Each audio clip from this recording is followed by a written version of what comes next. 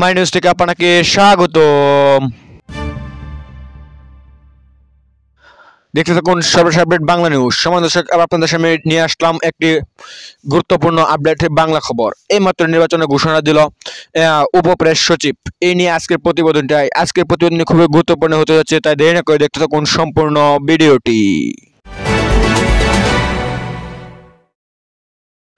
শুনুন দর্শক, এইমাত্র নির্বাচনের ঘোষণা প্রধান উপদেষ্টাই দেবেন বলে জানিয়েছেন উপপ্রেস সচিব। নির্বাচনের বিষয়ে অন্তর্বর্তীকালীন সরকারের প্রধান উপদেষ্টা ডক্টর মোহাম্মদ ইউনূসই ঘোষণা দেবেন বলে জানিয়েছেন তার উপপ্রেস সচিব অপূর্ব জাহাঙ্গীর।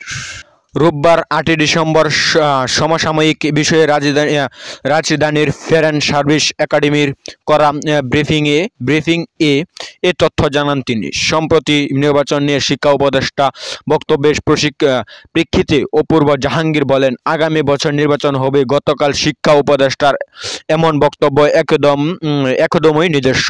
নির্বাচনের বিষয়ে ঘোষণা প্রধান উপদেষ্টাই দেবেন বলেন তিনি বলেন, বাংলাদেশের বিরুদ্ধে যেসব অপপ্রচার চলছে সেগুলো মেটা থেকে সরাতে আলোচনা হয়েছে মেটার ঊর্ধ্বতন কর্তৃপক্ষের সঙ্গে।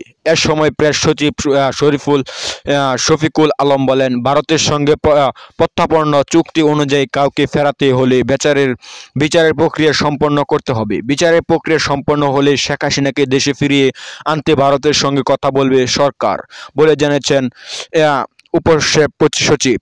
এই ছিল আজকের প্রতিবেদনটি। এরকম নতুন নতুন আপডেট সবার আগে পেতে হলে অবশ্যই আমার চ্যানেল সাবস্ক্রাইব করে পাশে থাকবেন। ধন্যবাদ। দেখা হচ্ছে পরবর্তী নতুন ভিডিওতে।